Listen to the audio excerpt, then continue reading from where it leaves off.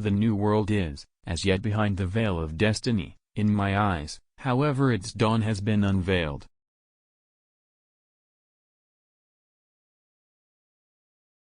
The possibility of a scientific treatment of history means a wider experience, a greater maturity of practical reason, and finally a fuller realization of certain basic ideas regarding the nature of life and time.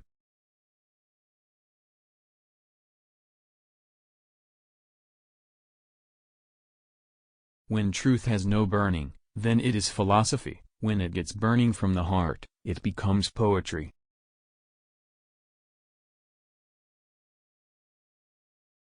The alchemist of the West has turned stone into glass, but my alchemy has transmuted glass into flint. Pharaohs of today have stalked me in vain.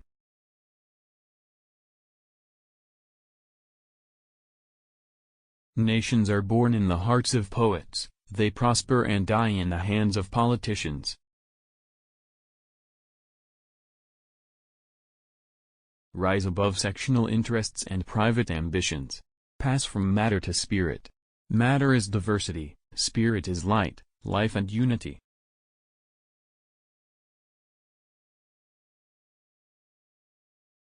I lead no party, I follow no leader. I have given the best part of my life to careful study of Islam, its law and polity, its culture, its history and its literature.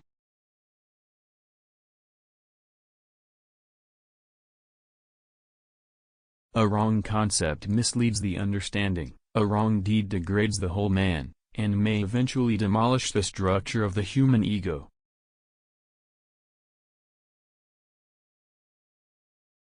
Be not entangled in this world of days and nights, thou hast another time and space as well. It is true that we are made of dust. And the world is also made of dust. But the dust has motes rising. Destiny is the prison and chain of the ignorant. Understand that destiny like the water of the Nile, water before the faithful, blood before the unbeliever.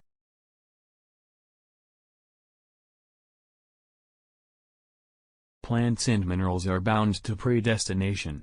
The faithful is only bound to the divine orders.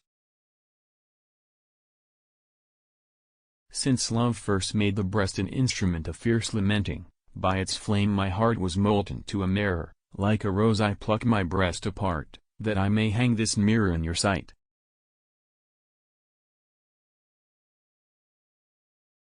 The ultimate purpose of religious life is to make this evolution move in a direction, far more important to the destiny of the ego, than the moral health of the social fabric, which forms his present environment.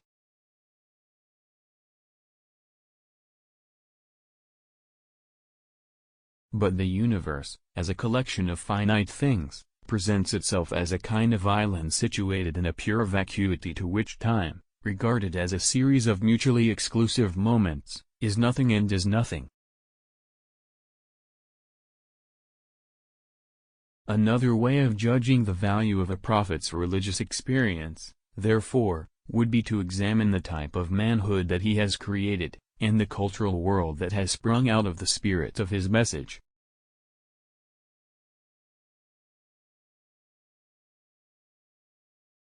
Ends and purposes, whether they exist as conscious or subconscious tendencies, form the wrap and woof of our conscious experience.